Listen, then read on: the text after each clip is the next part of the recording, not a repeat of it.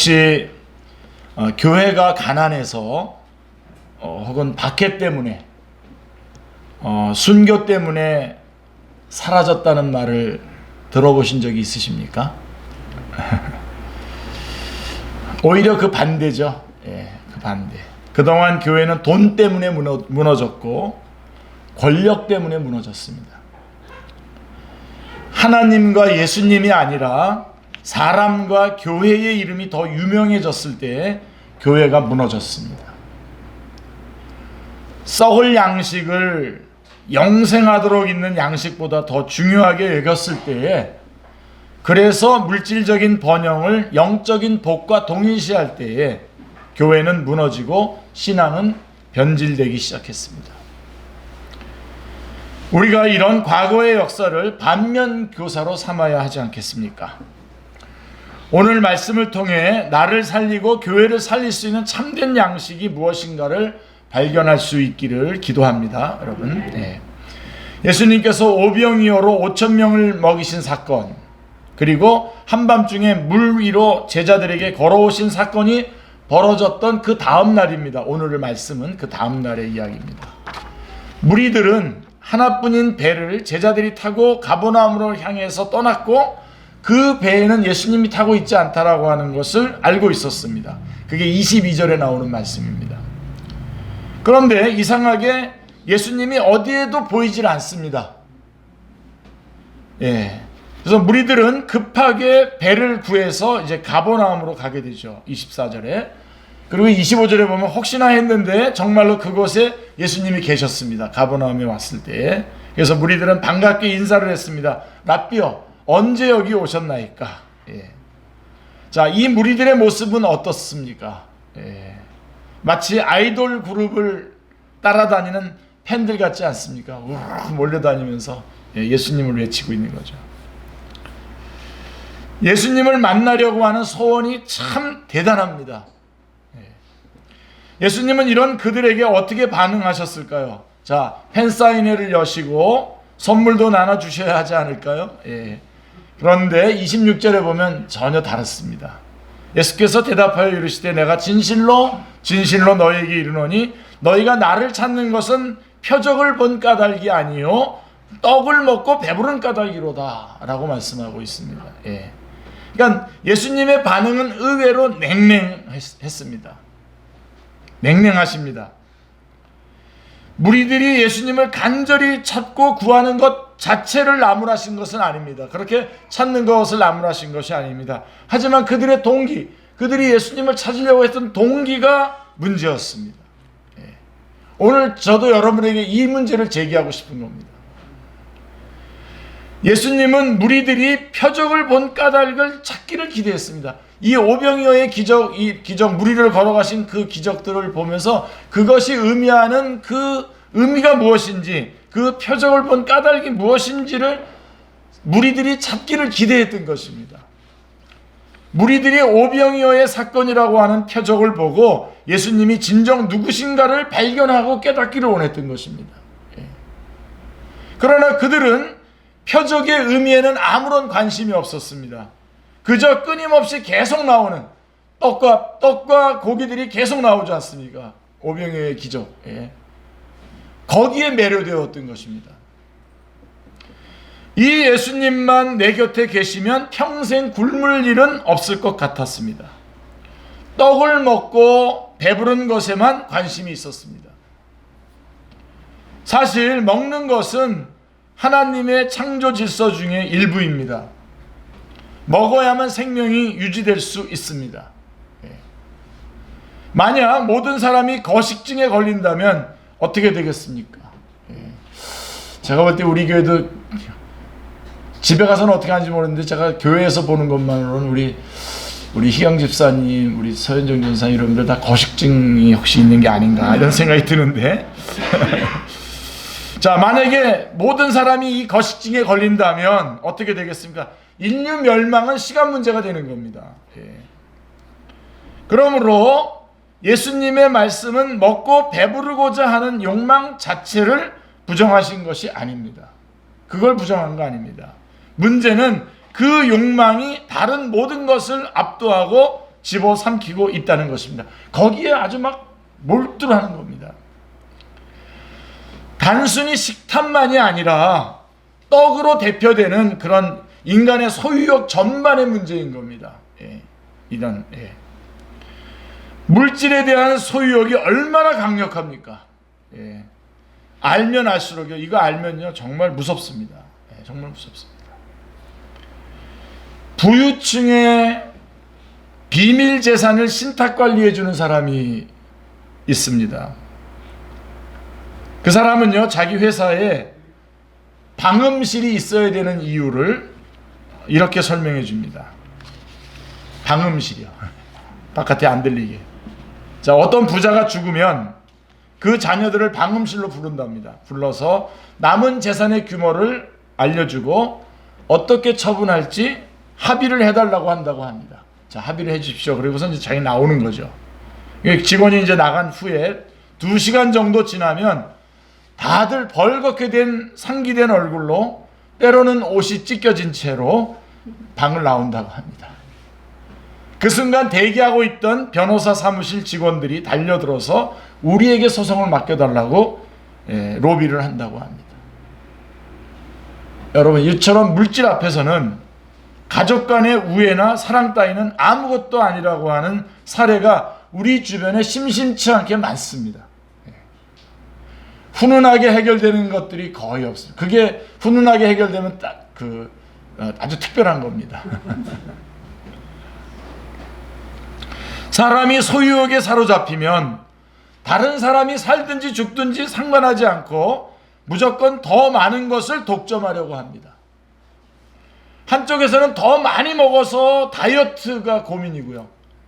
다른 한쪽에서는 아직 굶어 죽는 사람들이 있습니다. TV에서도 계속 나오잖아요. 당신이 10,000원만 보내면 한 달을 먹일 수 있습니다. 그러면서 전 세계의 상위 1%가 가지고 있는 재산이 세계 인구의 90%가 69억인데요. 69억 명이 가진 재산의 2배가 넘는다고 합니다. 자, 우리나라는 저희 어렸을 때를 생각해 보면 비교도 할 수 없을 정도로 물질적으로 풍요한 나라가 됐습니다.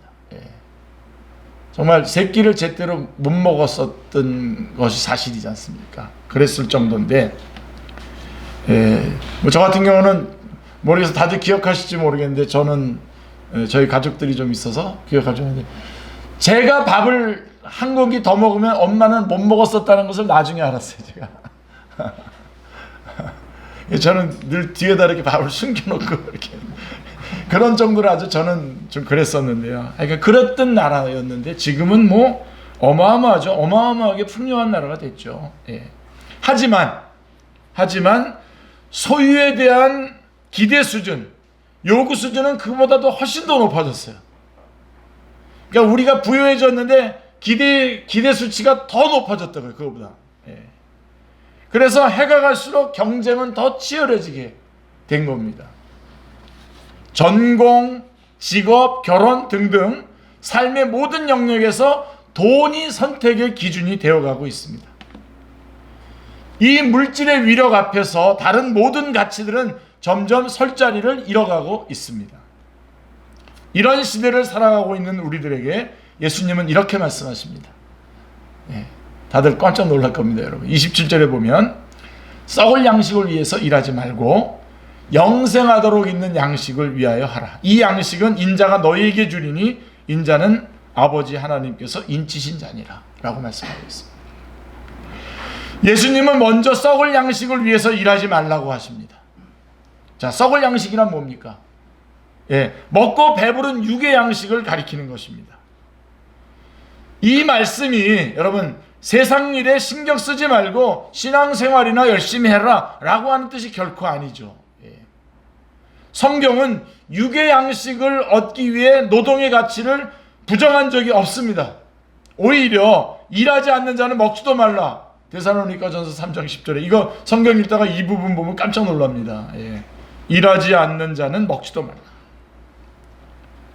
그렇게까지 말했다고 한다면 우리 주님께서 성경은 육의 양식을 얻기 위한 노동의 가치를 부정한 적이 없다 이겁니다.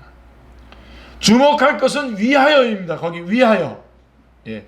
썩을 양식을 위하여 이러지 말고 영생하도록 있는 양식을 위하여라고 이렇게 말씀하고 있습니다.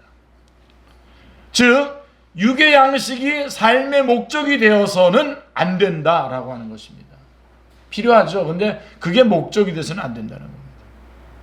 왜 그렇습니까? 결국 육의 양식은 썩어 없어질 것이기 때문입니다.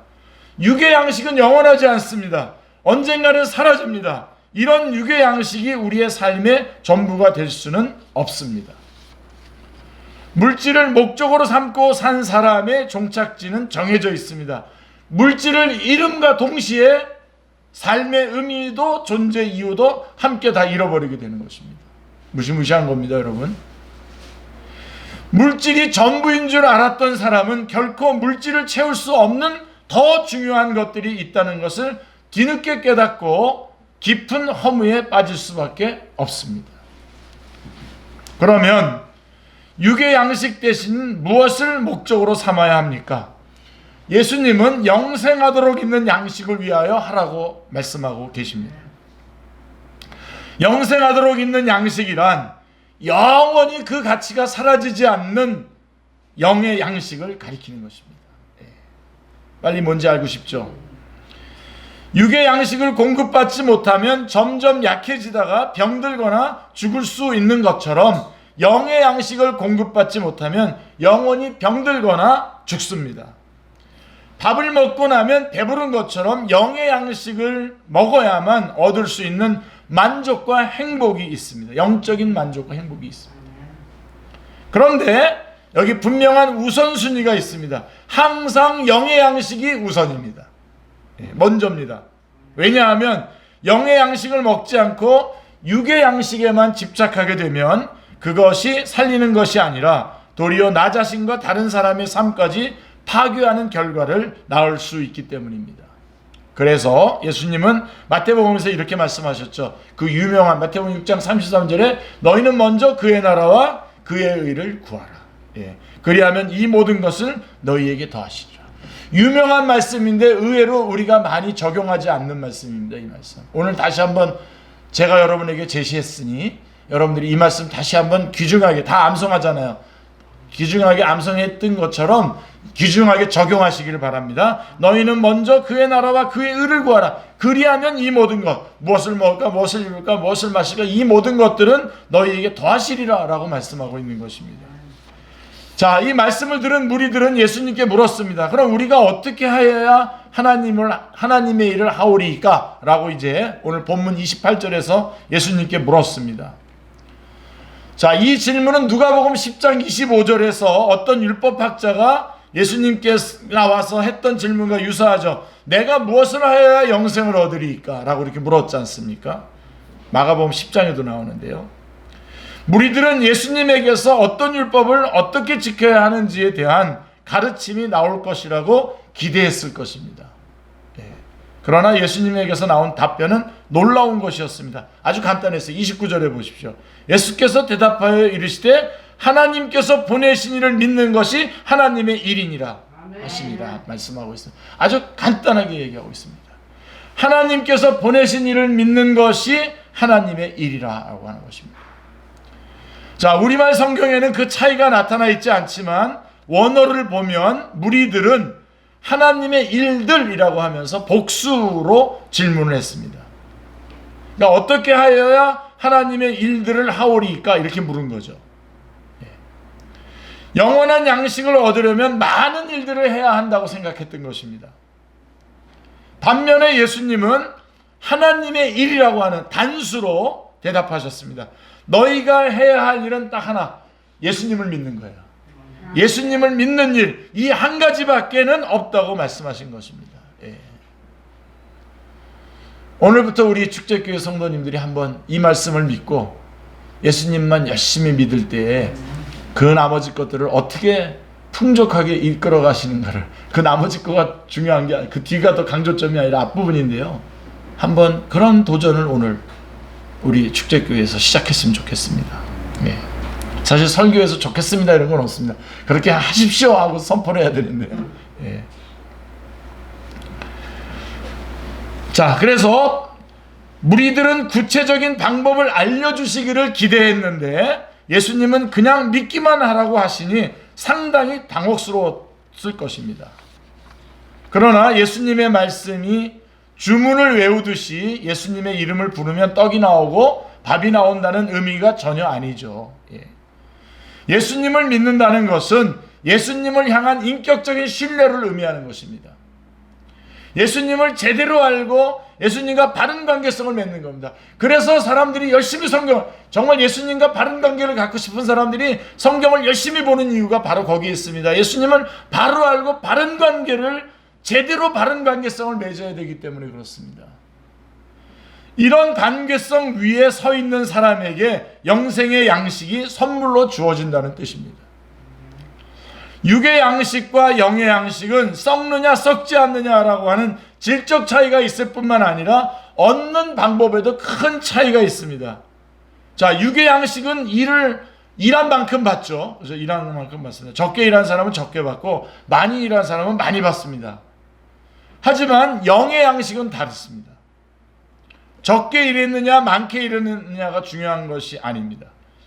영생의 양식을 주시는 예수님을 믿느냐 믿지 않느냐, 그분과 올바른 관계를 맺고 있느냐 그릇된 관계를 맺고 있느냐가 중요합니다. 꼭 붙잡으시길 바랍니다.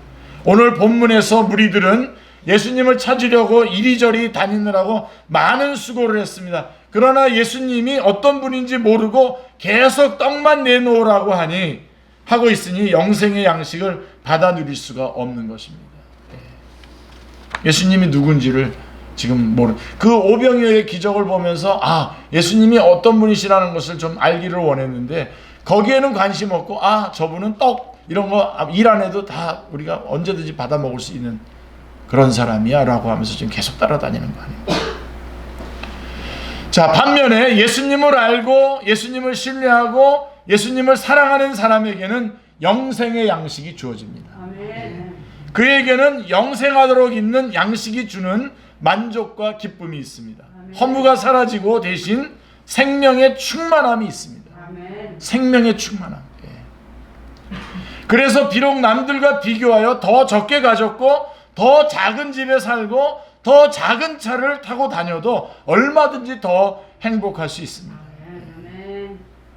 우리는 이것을 알기 때문에 가진 것이 별로 없어도 지금까지 기죽지 않고 당당하게 살아올 수 있었습니다. 아멘이죠? 예. 자, 동기들이 엄청 잘 나간다는 소리를 들어도 잠깐은 배가 아팠을지라도 이것도 안 했으면 좋겠는데 잠깐은 배가 아팠을 뿐 그들의 삶을 부러워하거나 동경하지는 않았습니다.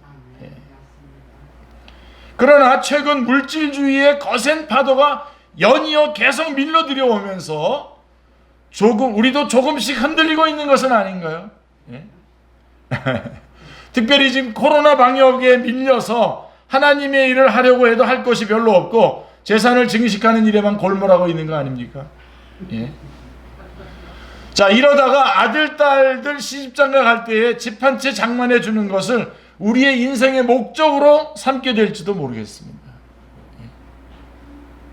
그러나 주님은 썩을 양식을 위해서 일하지 말고 영생하도록 있는 양식을 위해서 하라 말씀하고 있습니다.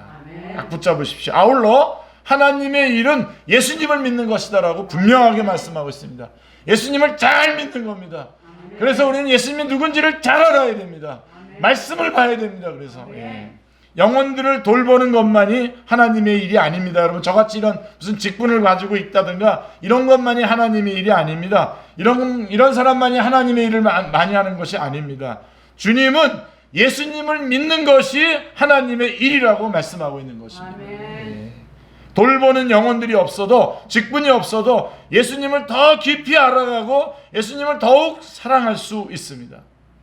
그럴 때에 믿음의 통로를 타고 하늘의 양식, 생명의 양식, 영의 양식이 더욱 풍성하게 우리에게 임하게 될 것입니다. 아멘. 우리가 시대의 분위기에 편승해서 흔들릴 것이 아니라 오직 믿음으로 영생하도록 있는 양식을 추구하는 삶을 살 수 있기를 기도합니다. 아멘. 믿는 것이 하나님의 일이라고 하는 말씀을 들은 무리들은 예수님에게 우리가 당신을 믿을 수 있게 표적을 보여달라고 요구하고 있습니다. 30절입니다. 예, 대단하죠? 그들은 이미 예수님께서 많은 표적을 봤습니다. 오병이의 기적도 봤고 예수님이 무리로 걸어서 배에 오시는 것도 다 봤습니다. 그런데 도대체 또 무슨 표적을 원하는 것입니까? 자, 무리들은 구체적으로 모세처럼 하늘에서 만나를 내려달라고 합니다. 예, 구체적으로 보여달라는 겁니다. 하여간 이 무리들의 일관성 하나만큼은 참 대단합니다. 끊임없이 그거 물질 그거 달라는 거 끊임없이 보여달라 이거예요. 예수님이 무슨 말씀을 하시든지 기승전 어디입니까? 예, 어떻게 하면 배부를 수 있습니까? 그거 물어보고 있는 거예요. 계속 떡을 먹고 배부르게 해달라고 요구합니다. 이에 대해서 만나에 관한 그들의 오해를 몇 가지 바로잡아 주셨죠. 만나는 모세가 준 게 아니라 하나님이 주신 거고, 만나를 주신 목적은 하나님을 의지하라고 주신 것이지 모세를 의지하라고 주신 것이 아니다 라고 이렇게 분명하게 말해주고 있습니다. 여러분들도 그렇게 받아들이고 계시죠? 예. 또한 만나를 먹는다고 영생하지 않습니다. 여러분, 그런 면에서 만나도 역시 그 자체로는 썩을 양식입니다. 만나 자체는. 예. 그렇다면 썩지 않을 양식, 하늘에서 내려서 세상에 생명을 주는 참떡은 무엇일까요? 자, 이제 드디어 우리가 많이 이렇게 고조시켜 놓고 이제 지금 이제 주님께서 대답을 하시는 겁니다. 35절을 보시면 예수께서 이르시되 나는 생명의 떡이니 내게 오는 자는 결코 줄이지 아니할 터요 나를 믿는 자는 영원히 목마르지 아니하리라. 아멘. 다 암송하시고요. 계속 여러분 주님 나라 갈 때까지 이 말씀 그대로 여러분들의 삶의 현장에서 그대로 누리는 축복의 말씀이 되시기를 바랍니다. 예. 나는 생명의 떡이니 내게 오는 자는 결코 줄이지 아니할 터요 나를 믿는 자는 영원히 목마르지 아니하리라 라고 말씀하고 있습니다. 드디어 생명의 떡의 정체가 밝혀졌습니다. 예수님이 생명의 떡입니다. 예수님이. 아멘. 예수님은 생명의 떡을 나누어 주시는 분일 뿐만 아니라 생명의 떡 그 자체이십니다. 이 예수님께 오는 자는 배고프지 않고 목마르지도 않을 것입니다. 자, 여러분 이 말씀이 어떻게 들립니까? 이거요, 저쪽에 좀만 여기 나가서 얘기하면요, 예, 돌 던져도 괜찮다 그러면 돌 맞습니다. 자, 어떤 사람에게는 매우 추상적이고 뜬구름 잡는 말처럼 들릴 것입니다. 이 말씀이. 예? 예수님 믿으면 배도 안 고프고 목마르지도 않는다. 여러분 어떻게 들리십니까? 자, 그런 사람들은 이렇게 말합니다. 예수님 믿는다고 밥이 나오냐 떡이 나오냐 이렇게 반문합니다. 제가요 평생에 제일 많이 듣는 질문입니다. 이게 제가 은행 다니다가 그만둘 때도요 그랬고요.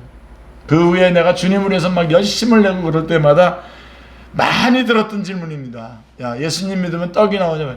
제가요 은행을 조금 더 오래 다닌 이유도 바로 거기 있었습니다.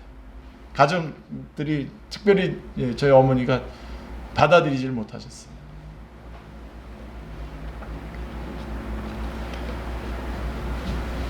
많이 들어봤던 질문인데요. 그 다음에 거기까지만 하면 그래도 고맙죠. 근데 그 다음에 뭐라고 얘기하냐면요, 더 나아가서 어떤 사람은 먹고 살기가 얼마나 힘든데 이런 뜬구름 잡는 이야기로 사람들을 현혹시키느냐 그러면서 공격할지도 모릅니다. 공격도 받습니다.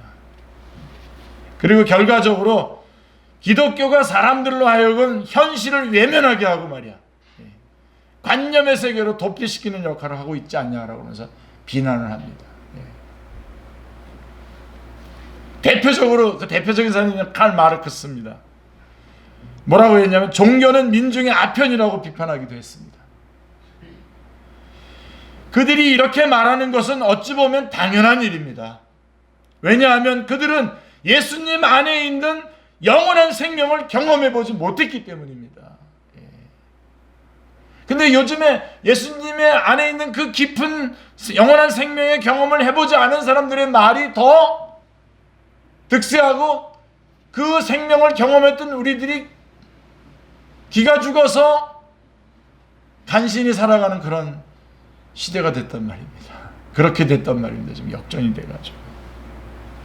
정말 그렇습니까, 여러분? 정말 우리가 예수님 잘 믿었는데 우리가 안 되는 겁니까, 지금? 자, 본래 생명이라고 하는 것은 말로 다 납득시키고 이해시키기 불가능한 영역에 속해 있습니다.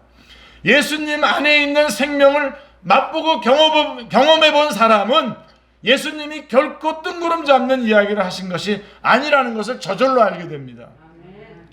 구구절절히 다 사실 그대로를 가감없이 말씀하셨다는 사실을 알게 됩니다. 우리가 살아있기 때문에 배고픔을 느끼고 목마름을 느낍니다. 살아있기 때문에요. 마찬가지로 우리 안에 영적 생명이 있으면 예수님을 향한 굶주림, 예수님을 향한 목마름을 느끼게 되어 있습니다. 주님을 찾게 되어 있습니다. 말씀으로 가게 되어 있습니다. 달려나와서 하나님의 말씀, 하나님을 예배하고 싶어집니다. 그분을 경험하고 싶어집니다. 그래서 예수님을 간절히 찾게 되고 예수님을 만나고 싶어집니다. 할렐루야. 예수님과 인격적인 만남과 교제를 하고 나면 이상하게도 맛있게 밥 먹고 배부를 때처럼 만족감과 행복이 찾아옵니다. 결국 썩어질 양식이 주는 것과 비교할 수 없습니다. 그리고 이 예수님 없이는 내가 한순간도 살 수 없는 존재라고 하는 것을 알게 되는 것입니다. 주 없이 살 수 없네. 이 찬송 아시죠? 예. 그게 바로 그 찬송. 주님 한 분만으로 나는 만족해. 예, 이것도 바로 그 찬송입니다. 주 사랑이 나를 숨쉬게 해. 주 사랑이 나를 숨쉬게 해. 요거는 제가 좀 약간 틀린 것 같은데 지금. 예. 이게 다 주님 없으면 한순간도 살 수 없다고 하는 고백입니다. 예수님이 정말 나에게 생명의 양식이 되심을 여러분 믿으십니까? 예수님께로 가면 결코 줄이지 않고 영원히 목마르지 않는다는 것을 여러분 믿습니까? 나는 정말 예수님 없이는 살 수 없는 사람입니까? 예. 이 질문에 선뜻 대답을 하지 못하는 분들이 있을 수 있습니다. 다 맞는 말 같은데 왜 나에게는 그런 경험이 없을까? 이런 고백을 확신 있게 할 수 없을까? 고민할 수 있습니다. 이런 상태에서 신앙생활하는 것은 참 고역일 수밖에 없습니다. 신앙생활이 따분하고 피곤한 일로 여겨질 수밖에 없습니다. 어떻게 예수님으로 굶주리지도 목마르지도 않을 수 있을까요? 어떻게 그런 일이 나에게 가능합니까? 자, 예수님이 이미 답을 주셨죠. 예수님은 내게 오는 자는 결코 줄이지 아니할 터이요 나를 믿는 자는 영원히 목마르지 아니하리라 말씀하셨습니다. 예수님께로 오기만 하시면 됩니다. 예수님께로 오십시오. 너무 단순하고 쉬워 보입니다. 하지만 쉽지 않을 수도 있습니다. 믿음은 오는 것입니다. 나에게서 예수님에게로 중심을 이동하는 것입니다. 나를 의지하던 삶에서 나의 무능을 인정하고 나의 무능을 인정하는 삶으로 이동하는 것이 믿음입니다. 하나님이 하실 겁니다. 예수님이 하시는 겁니다. 라고 예수님께 가는 겁니다. 자기가 유능한 사람은 예수님께 안 갑니다. 세상으로 줄이지 않고 예수님으로 줄이는 자가 되는 것입니다. 그게 믿음입니다. 세상으로 목마르지 않고 예수님으로 목마른 자가 되는 것입니다. 지금 예수님 앞에는 두 종류의 사람들이 있습니다. 첫째는 눈앞에서 하늘에서 만나가 내리는 것 같은 놀라운 기적으로 문제가 해결되고 내가 바라던 것을 손에 쥐는 것에만 관심이 있는 사람들. 지금 눈앞에 있는 나에게 뭔가를 내가 소유하고 싶은 것들을 갖고 싶은 것들에 혈안이 되어 있는 그런 사람들. 이런 사람들에 대해 예수님께서는 이렇게 말씀하십니다. 36절에 보면 그러나 내가 너희에게 이르기를 너희는 나를 보고도 믿지 아니하는도다 라고 하였느니라 말씀하고 있습니다. 여러분, 보지 않고도 믿는 사람도 있는데 그들은 왜 보고도 믿지 않았을까요? 예수님을 있는 모습 그대로 보지 않고 자기들의 욕망을 투사해서 보기 때문에 그렇습니다. 여러분 죄송합니다. 예수님 얘기하다가 제 얘기, 이기남 목사를 볼 때에도 여러분들이 저분이 하나님의 말씀을 대언하고 또 우리들의 영혼을 위해서 말씀도 준비하고 기도도 하고 그러는 참 귀한 분이다라고 이렇게 보시는 사람이 몇 명 있을까요? 우리 축제교회는 다 그렇게 보고 있겠죠, 그죠? 자기의 관점으로 보는 게 아니라 바로 예수님을 보는데 모습 그대로 보지 않고 자기들의 욕망을 거기다 투사해 놓고 보니까 뭐야, 예수님 저렇게 가난하게 살고 뭐 이렇게 그렇게 살아. 그러니까 몸만 예수님께 나왔지 마음은 나온 것이 아니기 때문에 그렇습니다. 자, 그다음에 또 한 사람은 이런 사람입니다. 예수님에게서 생명의 떡을 받아 누리게 될 사람들입니다. 그들은 누굽니까? 37절에 보면 아버지께서 내게 주시는 자는 다 내게로 올 것이요 내게 오는 자는 결코 내쫓지 아니하리라. 저는 여러분들이 다 아버지께서 보내주셔서 이렇게 예수님을 믿고 또 오늘도 교회에 나와서 예배드리는 줄을 저는 알고 있습니다. 자, 예수님은 분명히 앞에서 우리가 예수님께 나아가고 구하고 믿어야 한다고 말씀하셨는데 이번에는 뭐라고 얘기했냐면 하나님이 보내주셔야 한다고 말씀하십니다. 그러니까 하나님이 보내주셔서 우리 가운데 여러분 우리가 이렇게 모인 겁니다. 아멘. 자, 이 말씀은 하나님의 은혜와 우리의 반응 사이에 절묘한 조화를 말해주고 있습니다. 자, 하나님이 먼저 은혜를 주시고 하나님이 먼저 은혜를 주셔야 되고요. 우리가 그 은혜에 반응해야 예수님을 영접할 수 있습니다. 아멘. 그래서 여러분 말씀을 열심히 들어야 되고 또 설교를 사모해야 됩니다. 예수님은 자신의 가능성을 포기하고 겸손하게 예수님께 나아오는 자는 결코 내쫓지 않을 것이라고 말씀하셨습니다. 그가 니고데모든 요한복음 3장의 니고데모든 요한복음 4장의 사마리아 여인든 요한복음 5장에 나오는 38년 된 그런 병자든 누구든지 나는 자격이 없다고 생각하고 두 손 들고 예수님께 나오는 사람은 누구든지 다 받아주실 것입니다. 다 받아주세요. 지금 내가 항복하고 주님께 나를 받아주십시오. 나는 아무것도 아닙니다. 나를 받아주십시오 하고 나올 때에 주님께서는 다 받아주시고 결코 거절하지 않으실 것입니다. 아멘. 그들을 하나도 잃어버리지 않으시고 마지막 날에 다 살려주실 것이라고 39절 40절은 말씀하고 있습니다. 죽음 이후 미래의 부활과 영생까지도 다 책임져 주시겠다는 겁니다. 아멘.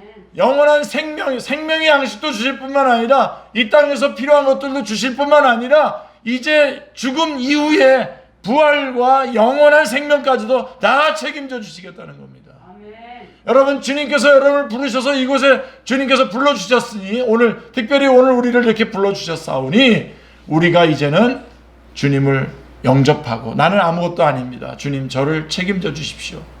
주님만 믿겠습니다.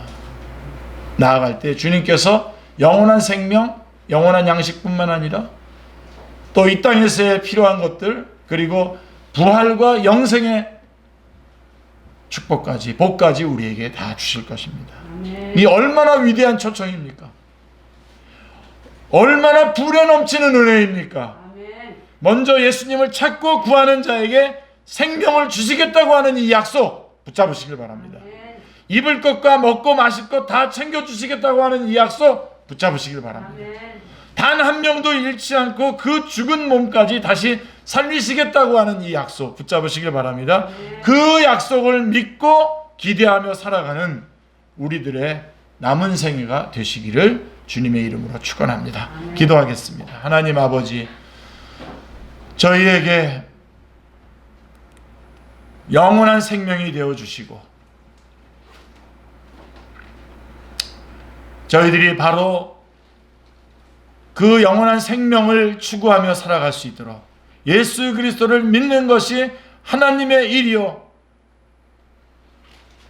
생명의 일이라고 하는 것을 가르쳐 주셨사오니 하나님 감사합니다. 하나님 저희가 우리 자신을 속이지 않게 하여 주시옵소서. 저희들에게 정말 필요한 것은 예수님입니다. 예수님이 정말 필요한 존재라는 것을 저희들이 다시 한번 분명하게 붙잡고 그 어떤 사단의 거짓말도 다 물리치고 너가 먼저 중요한 것이 이거야 저거야 라고 아무리 말하더라도 우리에게 가장 중요한 것은 예수님이고 예수님을 자세히 알기 위한 말씀인 것을 저희들이 꼭 붙잡고 승리의 삶을 생명력 넘치게 살아갈 수 있도록 역사하여 주시옵소서. 예수님의 이름으로 기도드리옵나이다. 아멘.